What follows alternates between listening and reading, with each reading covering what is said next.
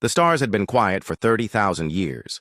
In the great halls of the Galactic Council, representatives from hundreds of worlds gathered under crystalline domes that sparkled with alien light. The reptilian Vorthak sat tall in their seats, their scaled faces showing the pride of a ruling empire. Across from them, the Nexari shifted their crystal bodies, catching the light like living gems. Deho adjusted his military uniform and looked out at the assembly. As Supreme Commander of the Vorthak forces, he had heard the old stories many times, tales of a violent race called humans who once brought chaos to the galaxy. But Deho never believed those stories. How could such primitive creatures threaten an entire galaxy? The Council had been at peace for so long that war seemed like a myth from ancient times. Young Mi floated near the center of the hall, her crystal form pulsing with soft blue light. As a Nexari representative, she spent her days studying old records and forgotten histories.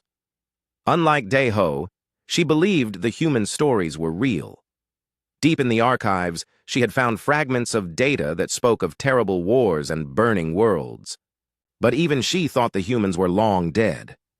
Far from the council chambers, Captain Taejun commanded a small patrol ship at the edge of known space. His crew of young Vorthak soldiers had never seen real combat. They spent their days checking empty systems and writing boring reports.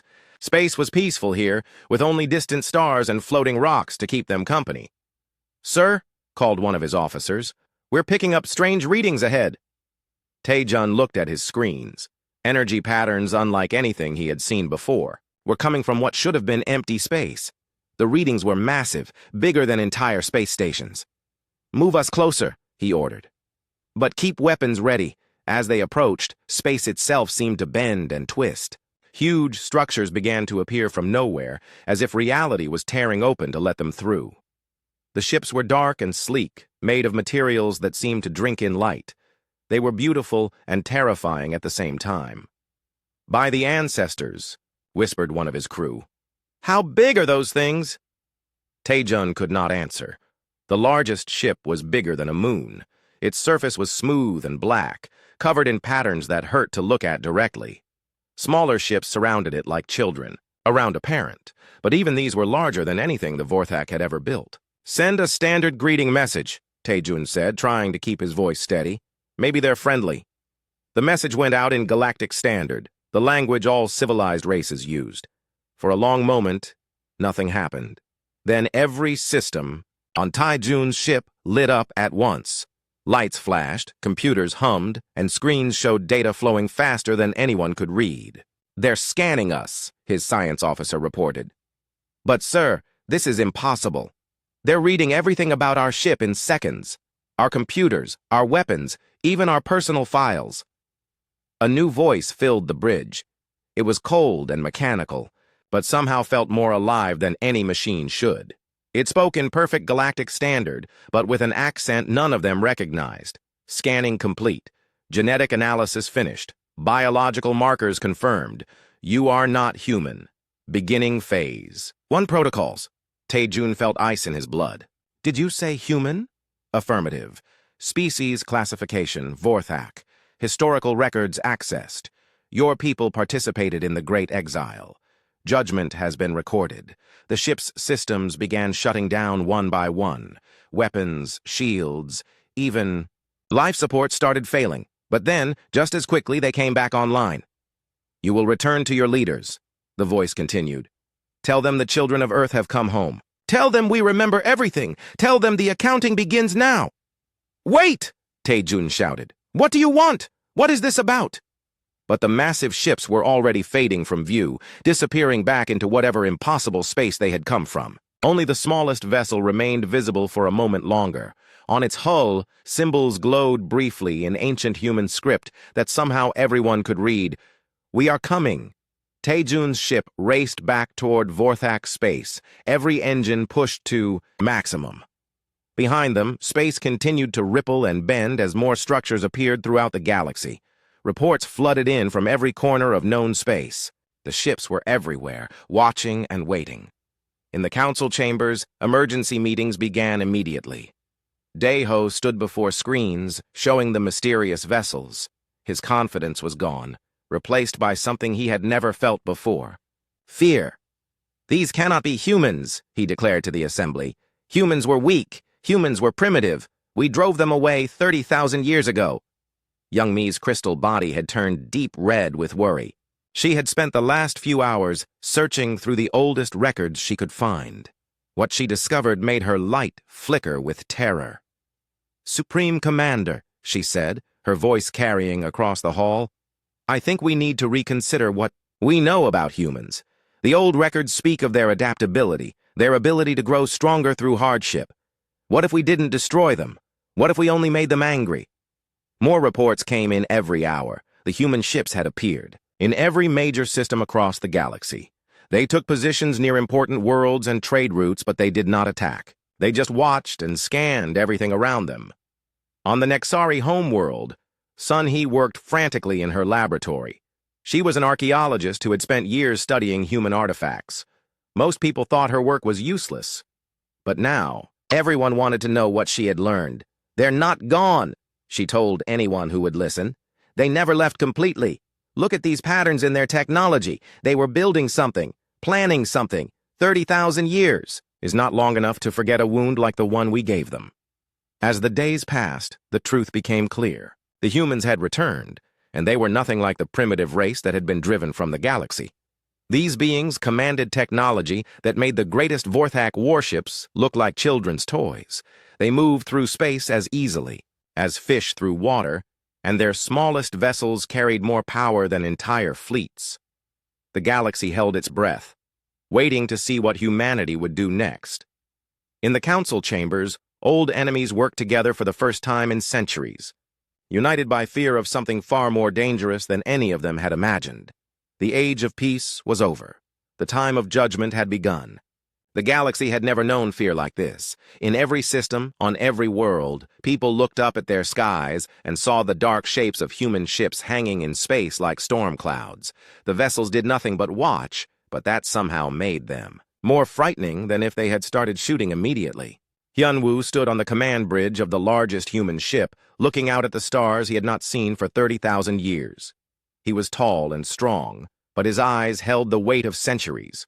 Around him, his crew moved with quiet efficiency, their faces calm but determined. These were not the humans who had fled the galaxy long ago. These were something new, something evolved. "Report," he said to the woman beside him.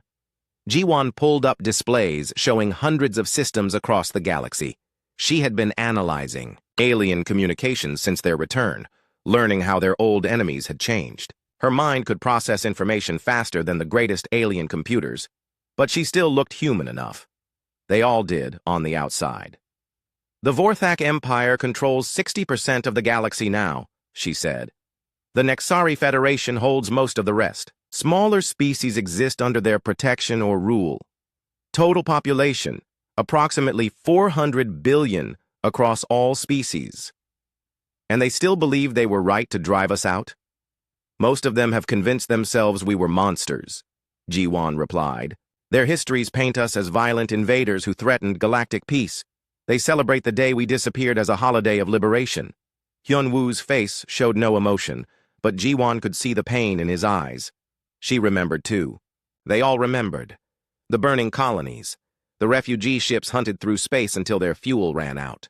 The children who died cold and alone between the stars. 30,000 years had not dulled those memories. "Begin broadcasting," he said quietly. Across the galaxy, every communication system suddenly carried the same signal. It was a human face, speaking in perfect galactic standard, but with words that made entire worlds tremble. "People of the galaxy," Hyunwoo said, his voice reaching billions of ears. "We are the children of humanity. 30,000 years ago, you drove us from our homes. You hunted us like animals. You tried to erase us from existence. Today, we return to collect what is owed." In the council chambers, chaos erupted. Representatives shouted and argued while Daeho tried to maintain order. He had called in every military expert he could find, but none of them had answers. "How many ships do they have?" he demanded. "We don't know," replied a nervous officer. "Our best estimates put it at over 1 million vessels, but they keep appearing from nowhere. Sir, their smallest ships are more powerful than our greatest battleships. Their technology is beyond anything we understand. Young Mai had been working without sleep, searching through every archive she could access. What she found made her crystal body glow with desperate light. "I found something," she announced to the Emergency Council. "Hidden records from the time of the exile, the truth about what really happened." The chamber fell silent as she activated ancient data crystals. Images appeared in the air, showing events from 30,000 years ago. But these were not the heroic battles against human monsters that everyone had been taught. These were records of peaceful human colonies being attacked without warning, families fleeing in terror, ships full of refugees being hunted down and destroyed. "We were the aggressors," Young Mi said, her voice filled with horror. "The humans were just trying to live in peace. We attacked them because we were afraid they would become too powerful. We committed genocide." Daeho stared at the images, feeling his world crumble around him. "No," he whispered. "That cannot be true. We were protecting the galaxy." "From what?" Young Mi asked. "From people who wanted to farm and build and explore? Look at these records, Daeho. Look at what we really did." Meanwhile, on a distant Vorthak military base, Minho was having his own crisis of faith. He was a young officer who had always believed in the righteousness of his people. But the classified files he had accessed told a different story. They spoke of human families torn apart, of children left to die in space, of an entire species nearly wiped out for the crime of existing. "Lieutenant Minho," his commander called, "report to Briefing Room 7. We need to discuss defense strategies." But Minho could not focus on defense strategies. He could only think about the human voice that had spoken to the galaxy.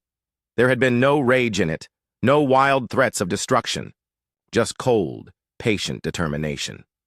That was somehow more terrifying than any scream of anger.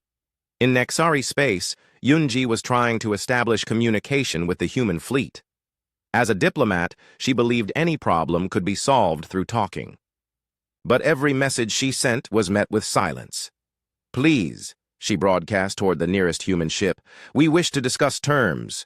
We acknowledge that mistakes were made in the past. Surely we can find a peaceful solution." The response came not in words, but in action. Space around her ship began to fold and twist. Reality itself seemed to bend as the human vessel moved in ways that broke every law of physics. In seconds, it was beside her ship, so close she could see individual hull plates through her window. A new voice spoke, different from the first human they had heard. This one belonged to a woman, and it carried the weight of absolute authority. "I am Admiral Na-Yun of the Human Retribution Fleet," the voice said. "I was 7 years old when your people destroyed my home world. I watched my parents die in the vacuum of space, while your ships hunted us for sport. Tell me, diplomat, what terms would you offer for the murder of 1 billion innocents?" Yunji had no answer. The historical records Young Mi had found were spreading across the galaxy now, transmitted by human technology that could not be stopped or blocked. Every civilized world was learning the truth about what had happened 30,000 years ago. On Earth's former colonies, now dead worlds with poisoned atmospheres, human ships began to descend. They carried no weapons, only scanning equipment and memorial stones. These were pilgrimages to graves, visits to places where human children had once played and dreamed. 30 standard days, Hyunwoo's voice echoed across the galaxy again. "Every species that participated in the Great Exile has 30 days to surrender their leadership for trial. Those who comply will be shown mercy. Those who resist will face the full measure of our justice." The countdown had begun. In the Vorthak Empire, emergency war councils met around the clock. In the Nexari Federation, philosophers debated the ethics of their ancestors' choices. Smaller species found themselves caught between the power of their protectors and the justice of the returning humans. But in the depths of space, hidden from all sensors, the true human fleet was just beginning to wake up. Millions of ships, each one a masterpiece of technology developed over 30 millennia of exile. They had learned patience in the dark between stars. They had learned unity in the face of extinction. They had learned to become something more than human while never forgetting what it meant to be human at all. The galaxy would soon learn what 30,000 years of exile had created. The Age of Reckoning was about to begin. 27 days remained when the trials began. Sang-Ho materialized in the center of the Galactic Council chamber without warning. He had not used a transport or walked through doors. He had simply appeared, as if reality had decided he belonged there. The assembled representatives jumped back in terror, but their guards could not move. Every weapon in the room had stopped working the moment he arrived. "I am Judge Commander Sang-Ho," he announced calmly. "I speak for humanity in all matters of justice and judgment. We have come to settle accounts that are 30,000 years overdue." He was not particularly tall or impressive-looking, but something about him made the air itself feel heavy with authority. When he spoke, every being in the chamber felt compelled to listen. "The Great Exile was not a war," Sang-Ho continued. "It was systematic genocide. Your ancestors hunted human families through space until they died of cold and hunger. They poisoned our worlds, so nothing could ever live there again. They tried to erase us from existence because they feared what we might become." Daeho found his voice, though it trembled with fear. "That was long ago. We cannot be held responsible for the actions of our ancestors." "Cannot you?" Sang-Ho asked. "Then why do you still celebrate Victory Day? Why do your children learn songs about driving out the human monsters? Why do your museums display trophies taken from our dead colonies?" The Supreme Commander had no answer. Around the chamber, other representatives shifted uncomfortably. They were beginning to understand that the humans knew everything. "We offer you a choice," Sang-Ho said. "Submit to justice willingly and your people will be treated with mercy. Resist and face the consequences of your defiance." To demonstrate his point, he gestured toward the great windows of the chamber. Outside, space began to tear open like fabric. Through the rifts came ships beyond counting, each one larger than mountains and more beautiful than anything the galaxy had ever seen. They moved through space and time as if such things were merely suggestions. "This is but a fraction of our fleet," Sang-Ho explained. "We have had 30,000 years to grow strong, 30,000 years to build ships that could crack planets like eggs, 30,000 years to develop weapons that could snuff out stars. But we prefer justice to destruction." On the Kalani homeworld, a different scene was playing out. The Kalani were a peaceful species that had never harmed anyone. When human ships appeared in their system, the small amphibious beings expected death. Instead, they received protection. "The Kalani are innocent," declared the human commander who contacted their leaders. "Your people helped human refugees when they could. You risked your own safety to save human children. We do not forget kindness any more than we forget cruelty." Human ships took position around Kalani space. Their weapons pointed outward toward any who might threaten the peaceful race. For the first time since their return, humans had acted as protectors rather than judges. The message spread quickly through the galaxy. Humanity distinguished between the guilty and innocent. Those who had shown mercy would receive mercy. Those who had committed atrocities would face judgment. Heian was a young Vorthak who had never heard the real story of the human exile until now.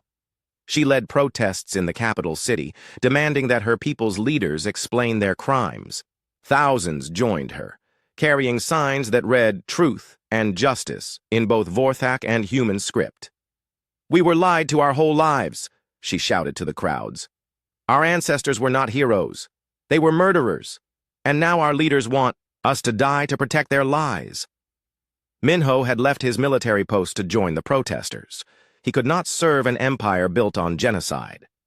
When his former commanders ordered troops to disperse the crowds, many soldiers laid down their weapons. Instead, "I will not fight to protect mass murderers," Minho declared when his commanding officer demanded his return to duty. "If the humans want justice, then justice they shall have." But not all Vorthak accepted the truth. In the Imperial Palace, war councils met in secret. They spoke of ancient pride and the right to rule. They planned desperate attacks against ships that could move through dimensions. On Nexari worlds, the reaction was different. The crystalline beings were natural philosophers who valued truth above comfort. When the evidence of their ancestors' crimes became undeniable, many accepted guilt with grace. Mi Young, the current Nexari leader, made a galaxy-wide broadcast 3 days before the deadline. "My people made choices 30,000 years ago that shame us today," she said. We acted from fear rather than wisdom. We participated in genocide when we should have celebrated diversity. We asked for the chance to make amends. The human response came within hours. Sang-Ho appeared before the Nexari Council, but his manner was less harsh than it had been with the Vorthak. "Your honesty is noted," he told me young. "The Nexari will face judgment, but mercy will be considered. You preserved some human artifacts when others destroyed them. You helped evacuate several colonies during the worst attacks.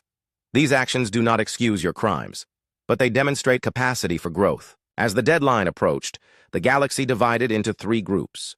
The Kalani and a few other innocent species received human protection. The Nexari and some others who showed remorse were promised fair trials. The Vorthak Empire and its allies prepared for war. So Young was a Nexari scientist who had spent years studying human technology. She was one of the few beings in the galaxy who understood how far humanity had advanced.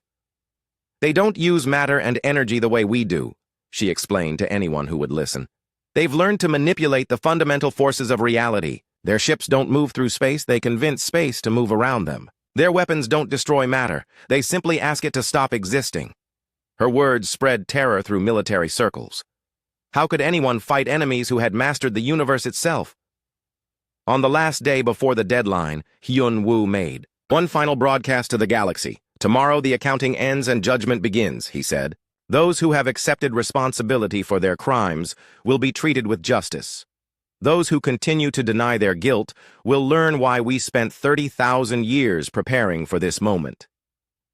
In the Vorthak Palace, Emperor Dongseok made his final choice. Rather than surrender, he activated every weapon his empire possessed. Across Vorthak space, millions of ships prepared for a war they could not win. "We will not bow to these returning ghosts," he declared. "We are the rightful rulers of this galaxy. If they want to take it from us, let them try." The Emperor did not understand that humanity had already won. The war he was starting would not be a battle between equals. It would be a lesson in the price of genocide, taught by teachers who had spent 30 millennia learning patience and planning justice. As the deadline expired, space itself seemed to hold its breath. The trial period was over. The age of judgment had begun, and somewhere in the dark between stars, the main human fleet began to move toward the center of the galaxy, bringing with it technologies and powers that would reshape reality itself. The first shots of the war were fired by Vorthak ships attacking what they thought was a small human patrol. The human vessel absorbed the assault without even raising shields, then responded by doing something impossible. It reached across space, and time to touch each attacking ship, and they simply ceased to exist, not destroyed or vaporized, but erased, as if they had never been built. Wu Jin watched the battle from the bridge of the human tribunal ship Justice. He felt no pleasure in the destruction. As one of humanity's senior judges, he had seen, too, much death over the centuries to find joy in more of it. "The Vorthak have chosen violence over accountability," he said to his crew. "Begin Phase 2 operations. Disable their fleet, capture their leadership, but spare civilian populations wherever possible." What followed was not a war, but a demonstration of absolute power.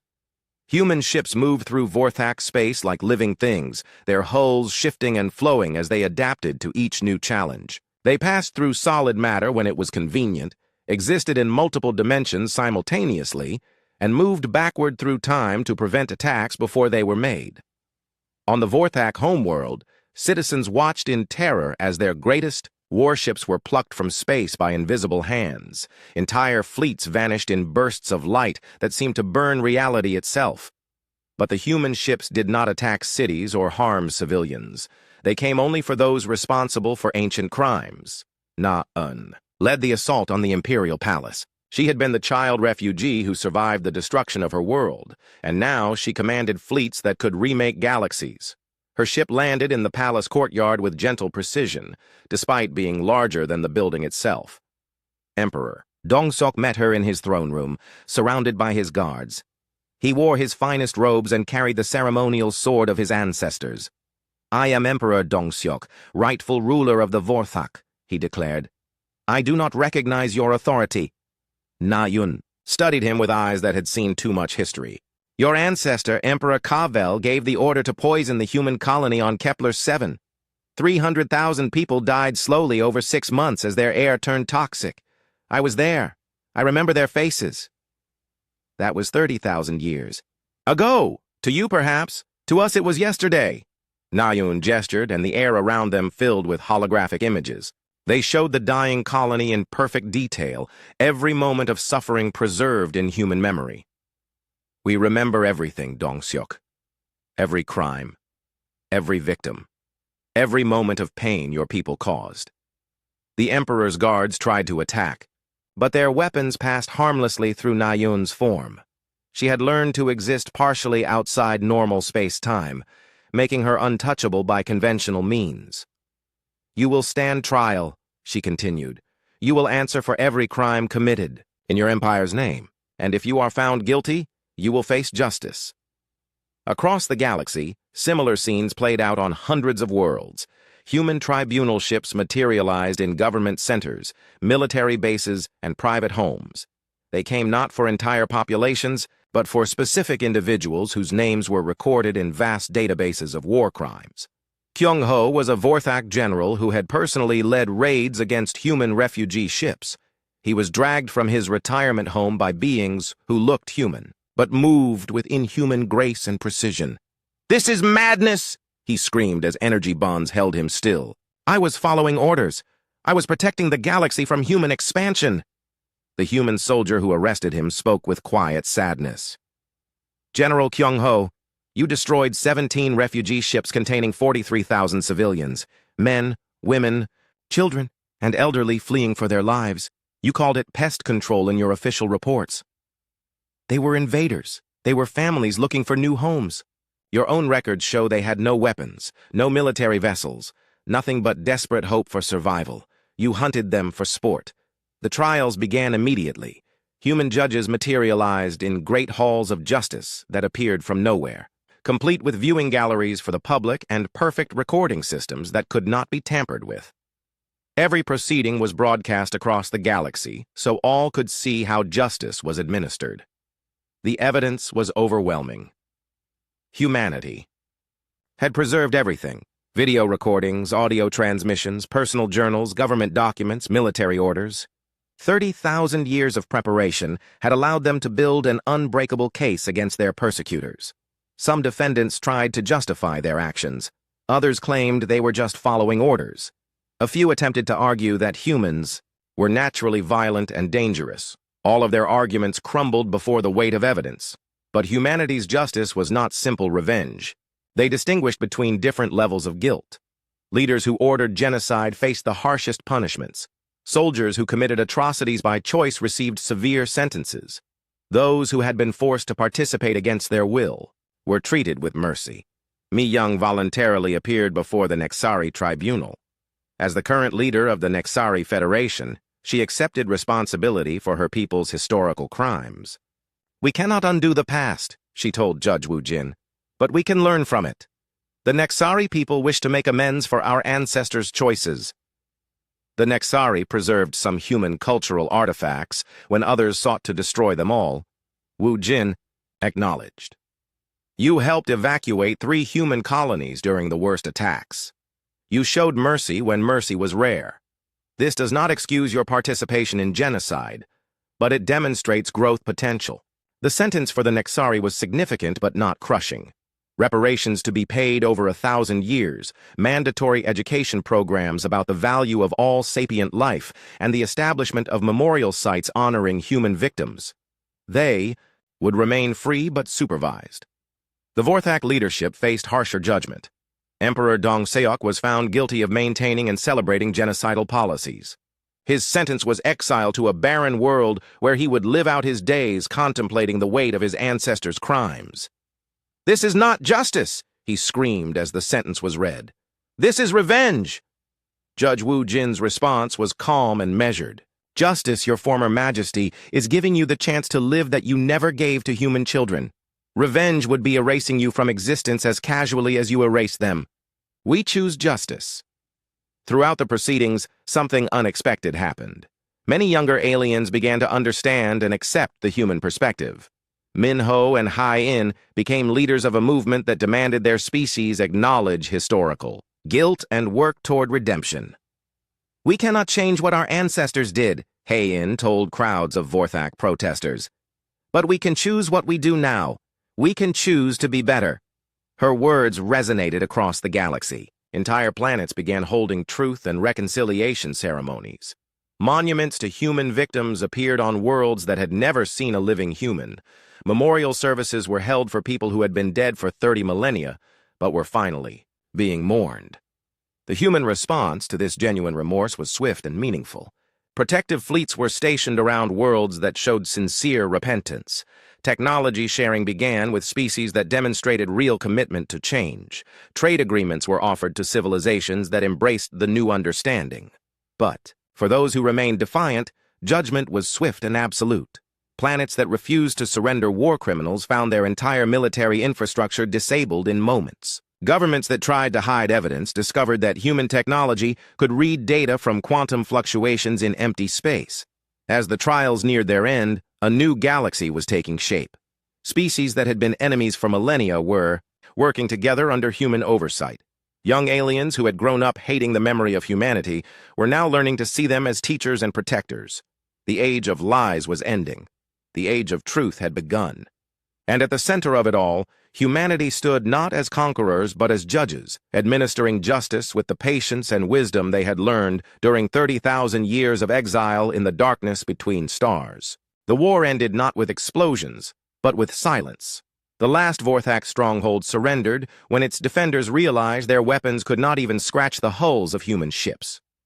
72 hours after the first shot was fired, the Vorthak Empire ceased to exist as a military force. Jae-hyun stood in the ruins of the Imperial Palace, now serving as humanity's colonial administrator for former Vorthak space. Around him, human engineers worked with alien volunteers to rebuild what had been destroyed not by war, but by centuries of oppressive rule. The Empire kept their people in poverty while building monuments to their own glory, he observed to his aide. "Look at these cities. Magnificent palaces surrounded by slums. They never learned that true strength comes from lifting everyone up, not pushing others down." But humanity's response was not to gloat over victory. Instead, they began the most ambitious project in galactic history, the complete rebuilding of civilization according to principles of justice, mercy, and mutual cooperation. The new covenant was announced by Tae-sung, one of humanity's greatest philosophers. He appeared simultaneously on every world in the galaxy, his image broadcast through human technology that treated the laws of physics as gentle suggestions. "We return to you not as conquerors but as gardeners," he began. "For 30,000 years, we watched the galaxy from the darkness between stars. We saw species rise and fall. We witnessed wars that consumed entire systems. We observed the cycles of oppression and rebellion that have defined galactic history." His words carried the weight of eons. This was not just a human speaking, but the voice of a species that had learned patience in exile and wisdom through suffering. "The old way is ending," Tae-sung continued. "No longer will the strong prey upon the weak.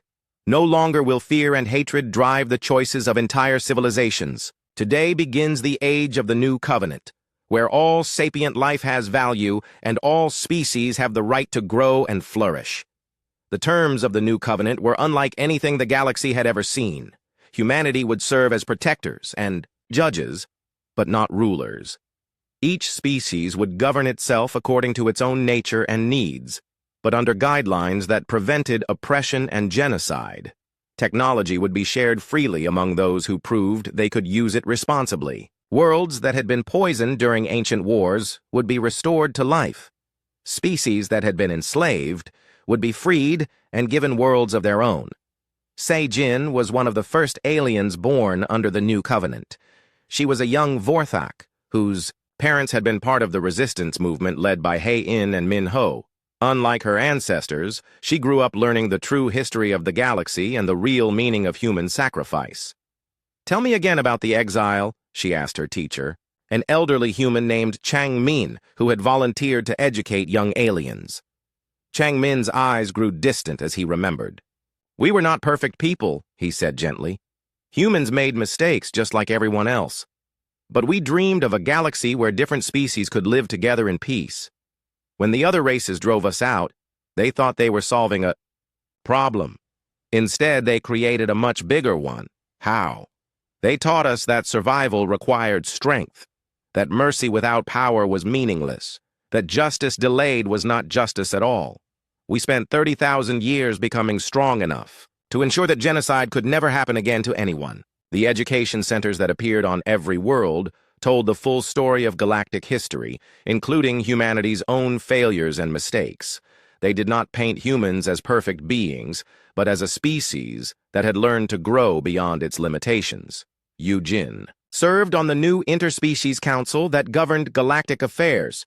She was a human diplomat who worked with representatives from dozens of species to solve problems that would have started wars in the old galaxy.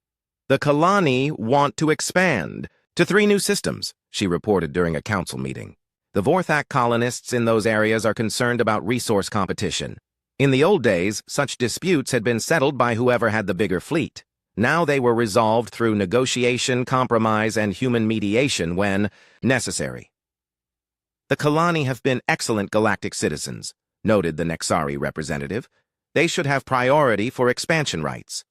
But the Vorthak colonists were there first, argued a Vorthak council member. They have established communities and families. Eugen smiled. Why must someone lose?